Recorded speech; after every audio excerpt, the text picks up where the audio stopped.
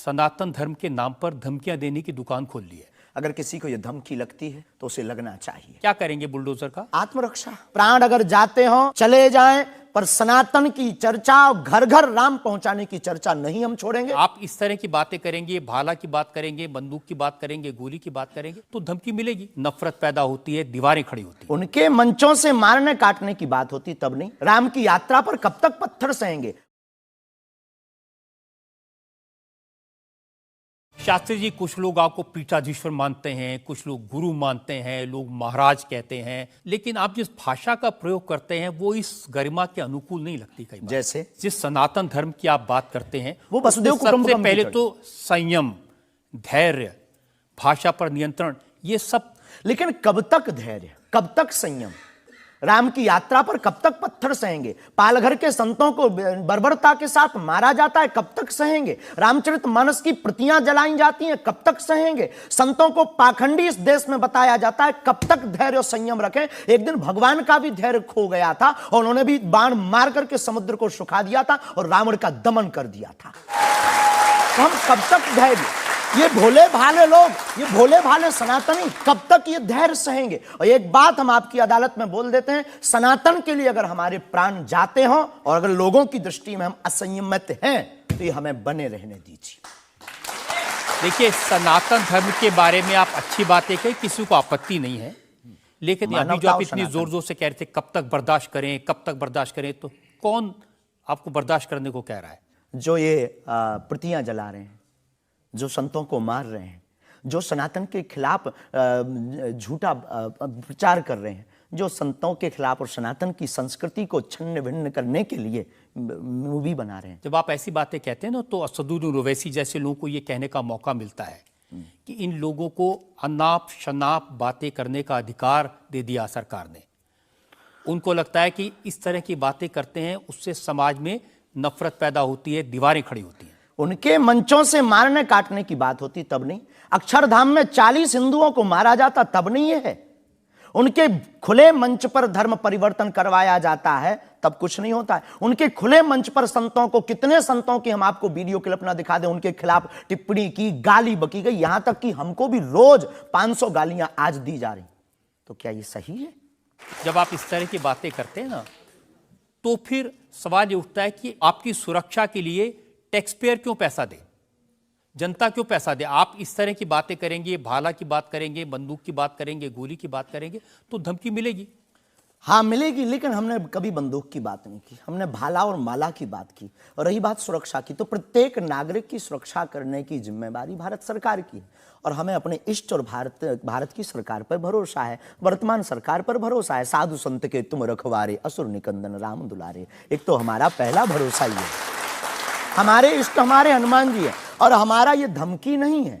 और बार बार मरना नहीं, एक बार बचना नहीं, तो डरना किस बात का? तो जब तक जिएंगे, प्राण अगर जाते हों चले जाएं, पर सनातन की चर्चा, घर घर राम पहुंचाने की चर्चा नहीं हम छोड़ेंगे। वो 50 उपाय कोई करेंगे।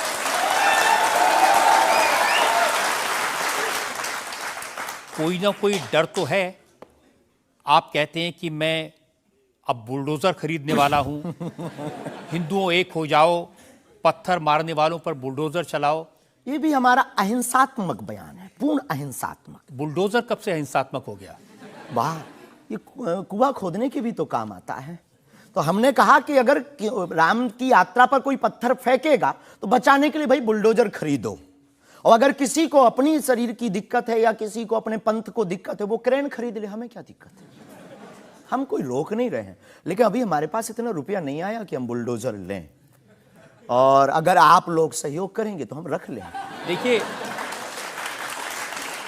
ये डायलॉग मारना अच्छा है, डायलॉग नहीं, लोगों को मजा भी आता है। गुरु की परंपरा के अनुसार हम सिर्फ एक बात बताते हैं। हाँ, लोगों को डायलॉग लगता है। कैसे गुरु हैं जिनकी परंपरा में कभी भाला, कभी बुलडोजर, और फिर कहते हैं मैं अहिंसा की बात करता हूं। ये हमारी ऋषि परंपरा है, ये भगवान राम की परंपरा है। अच्छा, भगवान राम के टाइम पर बुलडोजर आते थे, भगवान राम धनुष बाण लिए थे। अब थोड़ा टेक्नोलॉजी बढ़ गई है तो टेक्नोलॉजी के हिसाब से हमें भी बदलना चाहिए। परिवर्तन प्रकृति का नियम है। क्या करेंगे बुलडोजर का? आत्मरक्षा। घर के बाहर रखेंगे कि देख भाई तू आना मत, ये भी है। भाई बंदूक जो इनके पास होते सिपाहियों के पास चलाते थोड़ी हैं अनेक बार, वो तो दिखाने के लिए होती है कि तू कुछ करना। आप जो बातें कह रहे हैं ना कि सिपाहियों के पास भी बंदूक होती है, जो सीमा पर रक्षा करते हैं उनके पास बंदूक होती है, हमारे पास क्यों नहीं हो सकती? ऐसी बातें जानते हैं, मैंने किससे सुनी थी बहुत साल पहले, भिंडरान वाले से। ये कौन है? भिंडरान वाले पंजाब में जो आतंकवाद फैला था उसके सिंबल थे। नहीं, हमने कभी बंदूक की बात नहीं की, बुलडोजर की। उनसे मैंने ये सवाल पूछा था। उन्होंने बुलडोजर रखी थी। मैं आपको बताता हूँ, उनसे मैंने, देखिए ये मजाक की बात नहीं है, मैंने उनसे सवाल पूछा था कि उनकी आपत्ति क्या थी कि जो हिंदू हैं वो यज्ञोपवीत क्यों पहनते हैं और सिख लोगों को कृपाण लेकर जाने की इजाजत क्यों नहीं होती। तो मैंने उनसे कहा कि यज्ञोपवीत से क्या नुकसान किसी को हो सकता है?